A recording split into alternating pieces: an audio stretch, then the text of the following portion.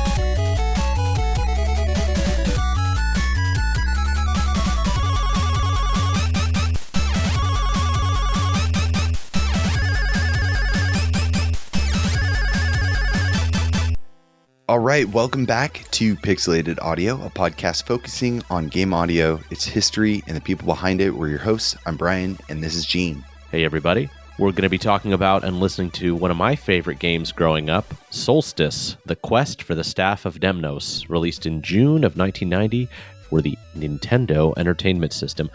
I love Tim Follin, so it's always fun to go back to this well.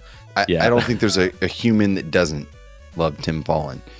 That's about the only reason. I don't have any better reason for picking this episode other than, I love this soundtrack. It's short. It's sweet. I'm sure that everybody listening to this show right now recognizes that tune, or they should, and are excited about what's to come because we love the soundtrack. And the Fallen Brothers are an incredible team, very talented, and Tim on the soundtrack just knocked it out of the park. That opening track was from the title theme of Solstice.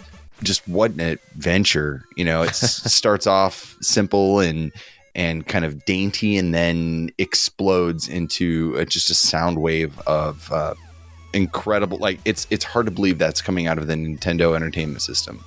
Yeah, I think a lot of us have these sort of formative memories if we like video game music, and for me, this was one of them. Of course, Mega Man 2 was another one.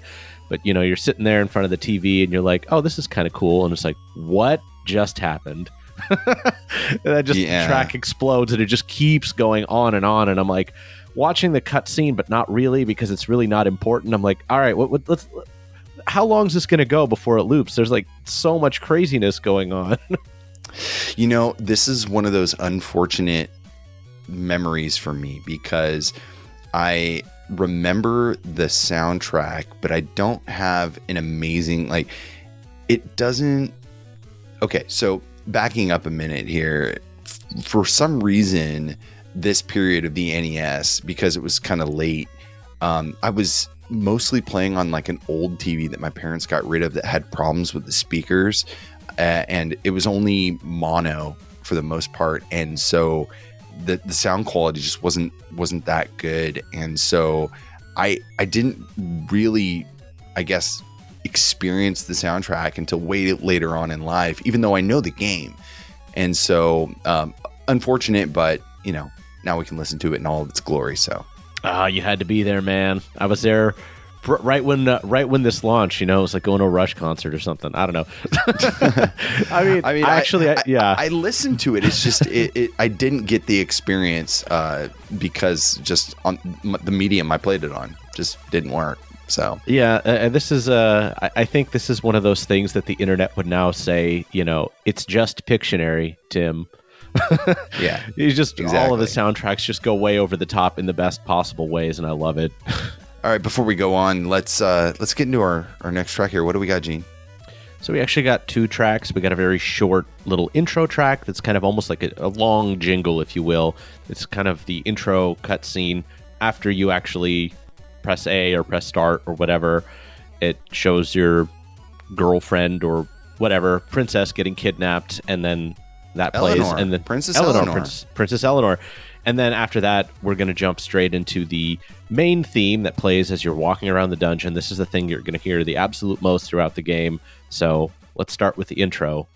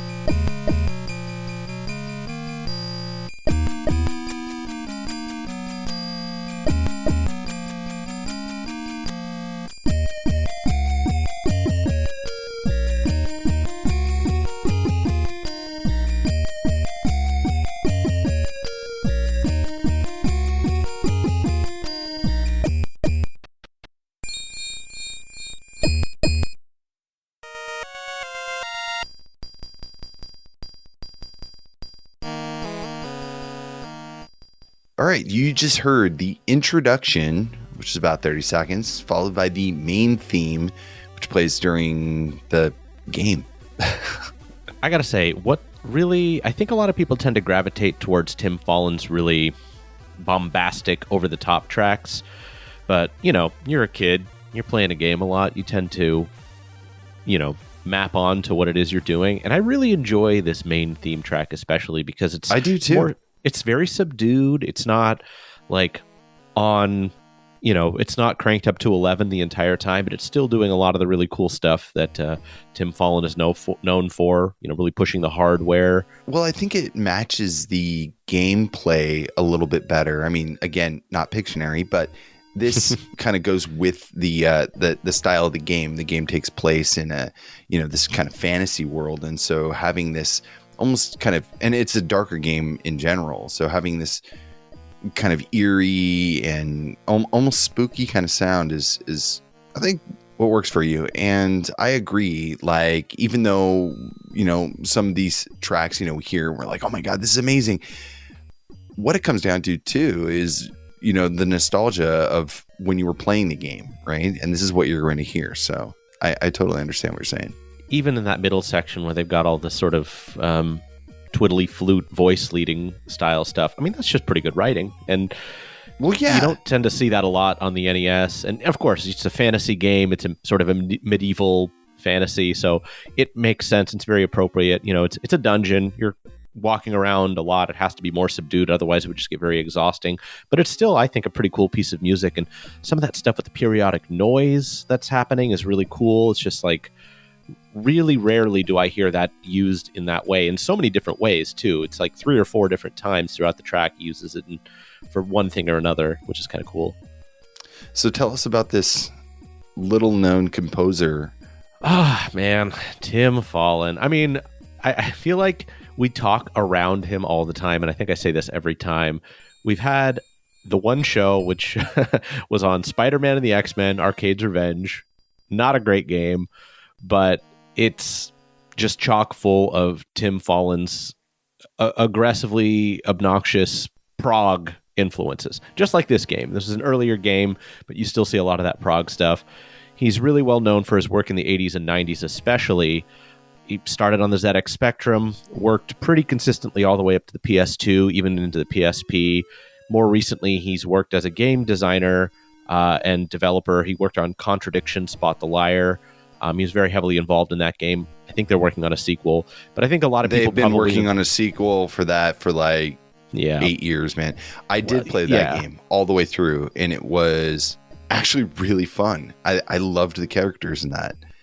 It's still on my list of games to play, but I'm just going to list off some of probably the games that he's most well known for, because we'd be here all day if I listed them all. But going all the way back, Agent X on the ZX Spectrum, Bionic Commando on the Spectrum and the C64, Ghouls and Ghosts, most of the 8-bit versions of that, Pictionary and Silver Surfer, those are infamous NES games which should not have music as good as they are, Plok on the Super Nintendo, Equinox on the Super Nintendo, which is technically the sequel to this game. A little bit more of a symphonic orchestral soundtrack to that one. It's still pretty good, but it's definitely quite a bit of a different feel. Ecco the Dolphin on Dreamcast, and Starsky and Hutch on the Xbox and PS2, with a lot of other games in between those ones as well. Yeah, a lot of the soundtracks that he's done, and this is pretty well understood at this point, aren't exactly the top brass, if you will, but the music is incredible. So if you haven't, I wouldn't recommend going and playing Silver Surfer, but like if you listen to the soundtrack, you'll be pleasantly surprised. And same goes for the other ones. I think we did have a track from Ecco the Dolphin like 6 years ago or something. I think Chase actually played it on an expansion pack or something. Yeah, way back, like episode 20 or something. I was looking it up earlier. It's very, very early. Well, let's get into some more music. Unless, we haven't talked about the game at all. It's fantasy, but I mean, yeah. What else can you do in Solstice? It's a pretty simple game to explain. I'm going to read the story very quick. So you control Shaddix the Wizard on his quest to save Princess Eleanor from the evil Morbius the Malevolent, who looks a lot like the Wicked Witch of the West in Wizard of Oz. Shaddix discovers an ancient weapon called the Staff of Demnos, which has the power to destroy Morbius, which is hidden in, I'm not going to read it with the accents, I'm just going to read it in English, Castle Rock. There's like an umlaut and little weird things. And then he travels to Castle Rock to find the pieces of the staff in order to defeat Morbius and save the princess. It's an isometric puzzle platformer sort of game. It was a very, very popular style of game during the 8-bit computer era, especially in the UK. I think Rareware, actually, one of their earliest games was like this. It was just unusually common and popular just because of memory limitations. You just have like one screen, your character jumps around, gives you that depth perception. In this game, it's pretty much the same sort of thing. You can jump around, avoiding enemies, dodging spikes and things like that. What makes this game a little bit different is there's some limited use potions that'll give you some special abilities, like I think one of them stops time or like stops enemies from moving for a little bit. There's an invincibility potion.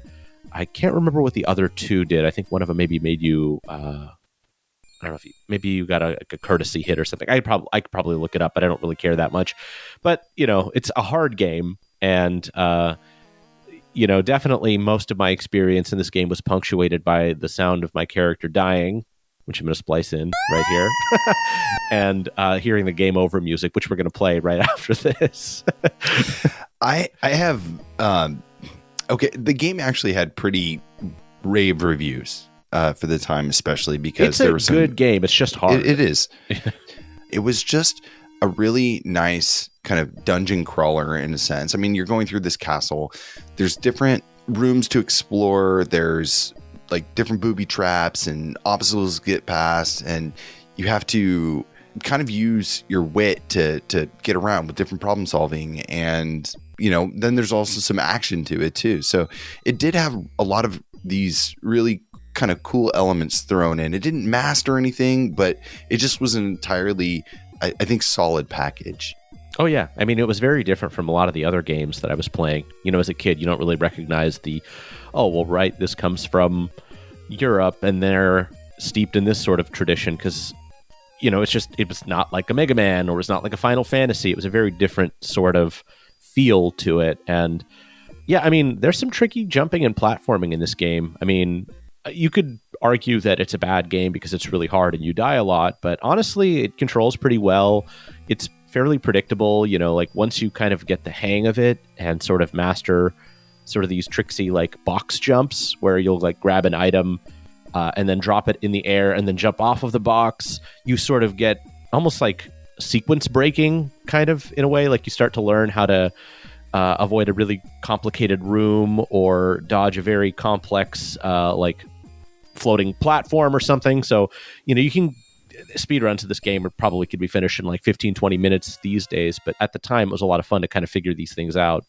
I was going to say, the game itself, it's like if it wasn't hard, it's not that long of a game. No. You know what I mean? I did watch like a playthrough or a long play of it like years back, and I remember it was not that intense. It wasn't that drawn out. It kind of gets to the point and you do what you need to do. And if you can master the techniques, you can get through it pretty quick. So, yeah, I mean, the hardest part is first figuring out where all of the 6 pieces of the staff are and then doing it all in one playthrough.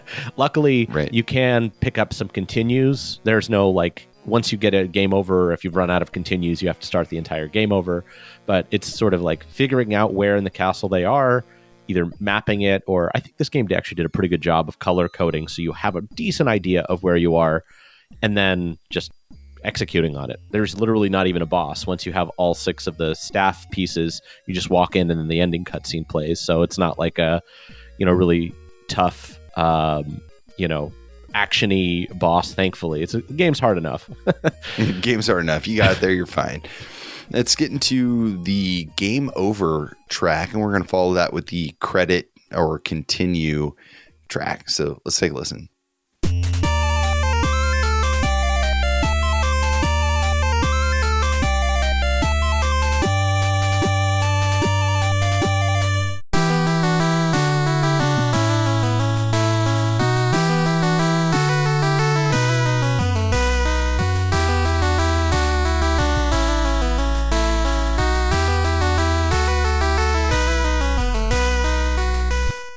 Those are the very short Game Over and Credit Continue tracks from the game Solstice. And as I said, I tended to hear these quite a lot since I think you only have 3 or 4 lives, and you can pick up 1-ups and things like that. But yeah, it doesn't make the game too much easier. I love both these. I know too. they're short, but I love, like that first one. It just, I just picture like Tim, he's like, what am I going to write for this? And he like sits outside on this big rock with like a flute. And he's just like, this is the jam. This is the game over. Yeah. I mean, they're suitably, somber tunes. And there's a tiny bit of hope there in that continue track. And I just, I think consistently this game doesn't really showcase it as well as some of his later games, but he really knows how to use the NES bass channel, that square wave, or that triangle wave. It's just like very warm, but it also a little bit imposing. I just not every composer really mastered that technique. Well, I wouldn't even say mastered. I would just say it's different, right? Yeah, like he took the sound hardware and he did his own thing with it, and he didn't sound like he really tried to emulate or mimic any other composer. He's just like, no, I'm just going to do my own thing. And it worked out well for him. Right. So you do have some notes here. I wanted to bring this up before we kind of close the show out about the cover art. You mentioned it before, but you have a bunch of notes here. So I kind of want you to you to read this before I forget. The thing, funny enough, outside of the music, and this is not something that tends to be something that sticks in my mind, but even now, every once in a while, just the picture of the cover art will just pop into my mind. I'm like, oh man, it's such badass cover art. I love this. Solstice is one of those games where if you saw it on a shelf in a video store, or honestly, if you saw this as like on the poster for like an album cover or something, like, oh, I bet this is like either amazing or just like terrible. Like there's no way, it's just like so over the top. So this cover is, I'm just going to try to picture it. You can look at the cover art on the actual episode, but it's this ripped blonde wizard dude, no shirt on.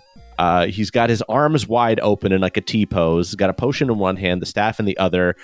There's waves crashing in the foreground, Castle Rock, the dungeon castle that you're crawling, or whatever that you're walking around in, along the cliffside, waves crashing, full moon up above. It's like, damn, it's so good.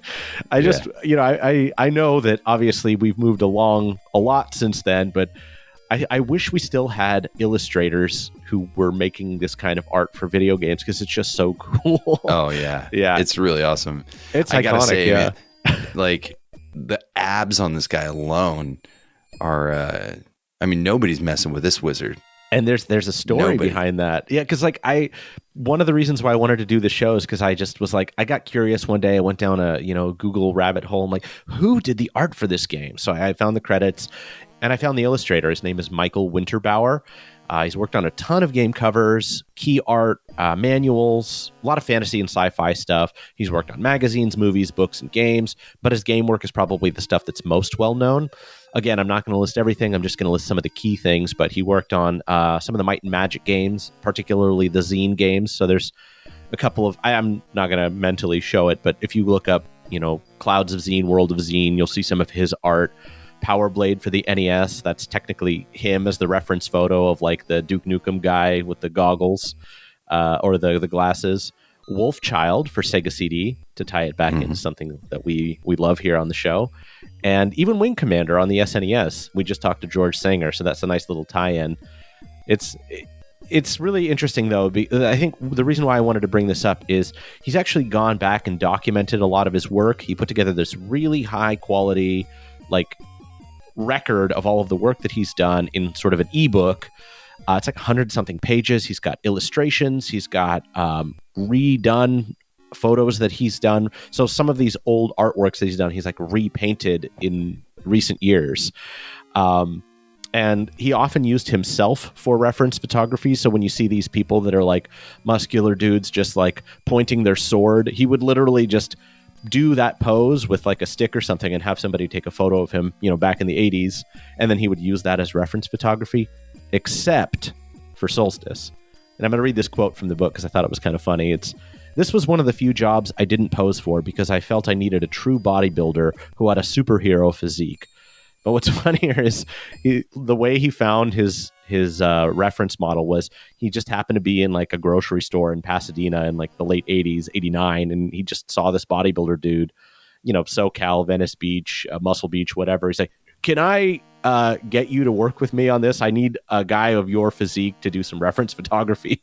So he literally just like got some random guy off the street essentially. And there's a photo of him in this ebook, and yeah, that dude looks super ripped. So, that's where he got it. Awesome. So today we covered Solstice, the quest for the Staff of Demnos on the NES, composed by Tim Follin. If you want to know more about the show, you can check us out online at pixelatedaudio.com for the show notes and the track list. We're also on Discord, so join in and have fun. Yeah, we're going to throw some video game cover art into the mix. I wanted to do a quick shout out for another cover artist that's pretty well known, but Tom Dubois, who did a lot of the Konami stuff. We don't talk about that stuff nearly enough, but yeah, man, I miss those classic 80s, 90s box arts. Me too. Me too. Not enough of that these days. But anyways, if you're new to the podcast, make sure you check out some of our past episodes. This was a short one, and we have a few more short ones to go. We have episode 176, which we did Wolfchild, 175, Gremlin Graphics with Neil Biggin, and 167, Spider-Man and the X-Men in Arcade's Revenge, another classic by Mr. Follin. Put a little bit more of a shine on those. We don't talk about them nearly enough, or at least I've been on a bit of a kick lately. Nice. We have one track taking out the show. This is the ending track from Solstice. Thank you very much for listening, and we'll see you back soon for the next episode.